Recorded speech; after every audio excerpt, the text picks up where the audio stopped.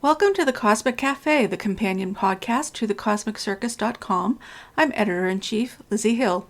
Recently, I had the chance to speak to voice artists from the delightful hit anime Spy Family, Megan Shipman and Natalie Van Sistine, to talk about their new movie Spy Family Code White. Megan and Natalie are the English dub artists for Anya and Yor Forger in the popular anime.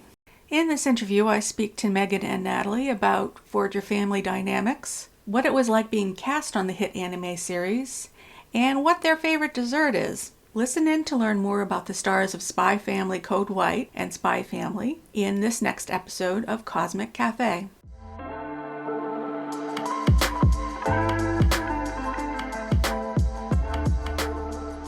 Morning. Good morning. I love I love Spy Family. A friend of mine put me onto it, saying it was sort of sort of more wholesome than some of the other animes on Crunchyroll and things, and it's really one of my favorites. And I've already seen Code White twice, so was very excited when I heard I had a chance to talk to you guys for a few minutes. Did you ever expect that Spy Family would become such a global phenomenon when you started it? We it's you always like think, oh well, maybe this one might kind of be a big deal. Like we were anticipating, but you can never anticipate like how big something's gonna be. Yeah. So it was really something to kind of watch it go from like, okay, maybe like a bunch of anime fans will like this a lot too. Now it's kind of exploded into where it's a lot of people's first anime they've ever watched. And so yeah, it's been really special to just kind of see it explode and a lot of people just connect with it and watch something for the first time that they've never watched before, like anime. So yeah, it's been really fun to see it kind of just boom.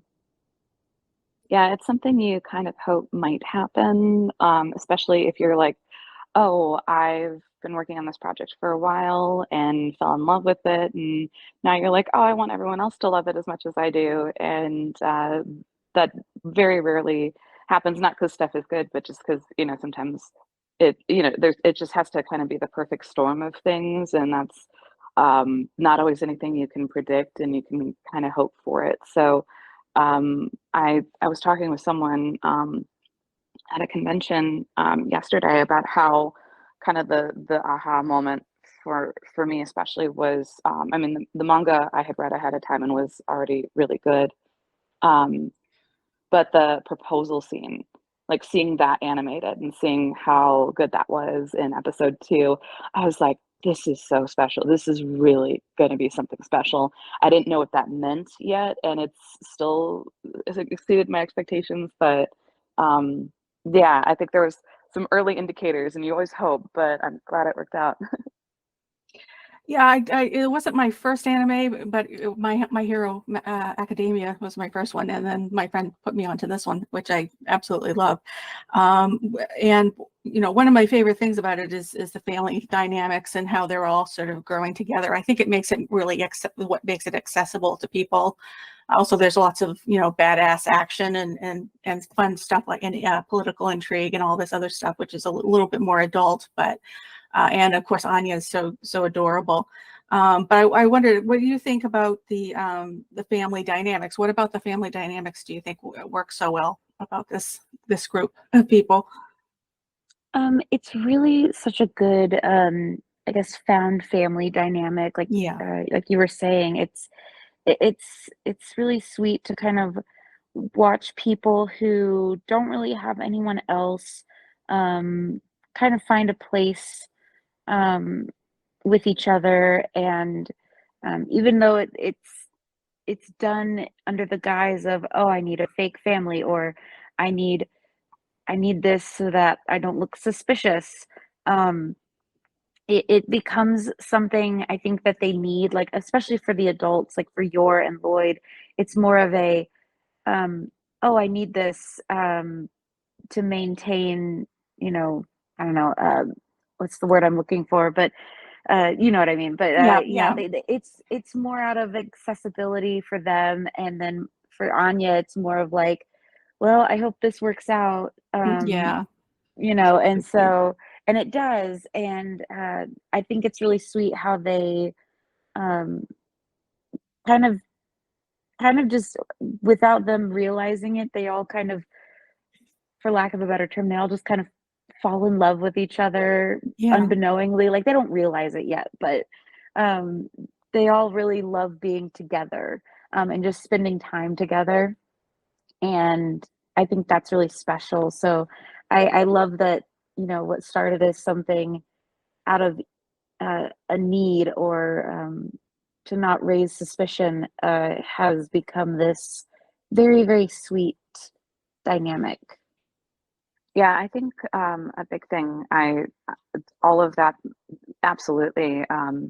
And what also comes to mind too is there's a lot of communication that's really good too. And even though they're all kind of hiding their big secret, like about kind of who they really are in a certain way, when it comes to the family dynamic, and honestly, the things that really matter in terms of them being able to function as a family, they're very communicative. So even when there are misunderstandings, it's a really good template in an odd way to talk through, like, oh, I misunderstood this. Like that even happens in the movie where Yor thinks something, Yeah.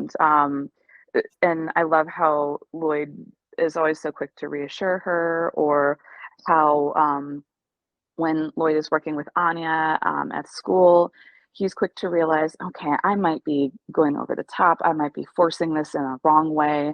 And even though I'm doing this for the mission, I also don't want to exhaust her. Maybe I'm expecting too much out of a child. And he and Yor are brainstorming ways to approach like Anya's education differently. And just that communication dynamic is a theme through the show, where they're all problem solving together, and where they are all um, sometimes they have like the preconceived notion of what normal is and what a family is supposed to look like, but they're really overall, they come to understand, okay, well, maybe that's not always the case. And sometimes us doing things our own unique way can still be just as successful and valid. And often when they kind of make that admission to, I love how a lot of the periphery characters are like, you guys are such a cute family. Yeah. You're so amazing. So I think that's a big thing that I love about the show. Yeah, I was gonna say, I won't, not to spoil anything, but there's a moment in the Ferris wheel in the movie that I knew I knew it was coming. I knew it was going to happen, but I still laughed uproariously when it happened, because it's like, that is just so perfect that she did that. I love Yor, and I was so excited when I heard I could maybe get to interview two of you, because there's two of I love both of you in this show. With the movie in mind, I really had to ask you, what is your favorite dessert? Ooh, I love anything with chocolate. Yeah. So, I mean, it's I usually like chocolate mousse or chocolate cakes, or so anything with chocolate, because that's easy for me. I'm a big fan of a good German bakery desserts, especially. My great grandma had an amazing recipe for Kringle, which is kind of like a flaky pastry with like a fruit filling and a light glaze over the top, which is really good. So stuff that's not like super, super sweet, but is nice and rich. Love that. That's great. What was your experience of getting cast, and did you audition for anything else in the series that you might have almost had? Uh, yeah, but we auditioned for the show, and initially it was just I think the only characters you could audition for were Twilight, Yor, and Anya. Mhm. So I sent in auditions for Yor and Anya, but I definitely was more comfortable in Anya's range. And so I kind of spent a lot of time, I spent a little bit of time kind of watching trailers and seeing what Anya was about. And I very quickly was able to see like she's the funny one, she's the Yeah. comedic one. So I made everything super over the top, and yeah, it was great, and just kind of sent it off and said, "Well, I hope that happens." So when we got cast, it was a really nice surprise, because I really enjoyed doing the audition. So Yeah, we got those 3 auditions, and I did the same way. I watched some of the trailers because I wanted to get a sense of what they all sounded like, and I ran into the fact that Yor is not in any of the trailers, so I was like, "Oh no, oof, I gotta pivot here." But also I realized pretty quickly, I was like, "Okay, Anya is probably not, in a range of something where I have a really strong chance at." I don't tend to play younger children characters that young, especially. So I was like, okay, I think I'm gonna focus on Yor. And when I first read the copy, I was kind of thinking like Yor was just very confident, like total like definition just assassin. I was just totally thinking assassin, and I was kind of having a little. I was like, I could tell I was still like trying to grasp the full breadth of her character, and there was like a nuance there that I still wasn't totally connecting with. And I got really lucky that we did have a copy of the first volume of the manga that we picked up at some point in the house, and I went, you know what, I'm gonna this. I think there's going to be a big enough show that I should take some time, and I'm going to go read the manga and go see kind of what it's about, and maybe see if that helps me understand Yor's character a lot better. And that was like the big eye-opening moment where I realized how much like her civilian persona and her anxiety and how much she struggles with her confidence just in her day-to-day life was really a big factor, um, and how much of a dichotomy she had between that and her assassin persona. And so that really helped, that when I went back and started recording my lines for the audition, I could really have that context in mind, and try to start focusing on that. And then when I actually was cast and we got in the booth, we played with that even more, and we brought that out even more. And I'm really happy with where that ended up as a result. You know, I think I'm about at end of time, but I was curious if you guys listened to the Japanese versions of the episodes before you go in to try to get anything from those voice artists at all. We do. We get to watch the Japanese before every single line and every scene we do. So it's always super nice to have context of like timing and energy and we get to base it off of what they do, and they're so talented and wonderful. Um, and I always am just laughing at Anya, and then I go, "Oh no, I have to be that funny." Um, so it's always really fun to like hear them and see what they've done, because it's such a treat. Because we want to make it as true to the original as possible, and so it's always great to see them and hear them. So Yeah, Definitely. Mhm. every single anime, we're always referencing every single line, every single performance. We always hear exactly what they've done immediately before we record, and so that definitely informs a lot of our decisions and is really helpful for us to match and hopefully stay true to that.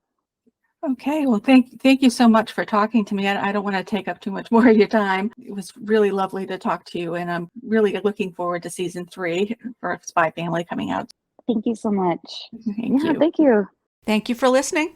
You can find the companion article for this podcast at thecosmiccircus.com, where we cover films, television, live shows, books, comics, and all things nerdy in the cosmos. Have a great day.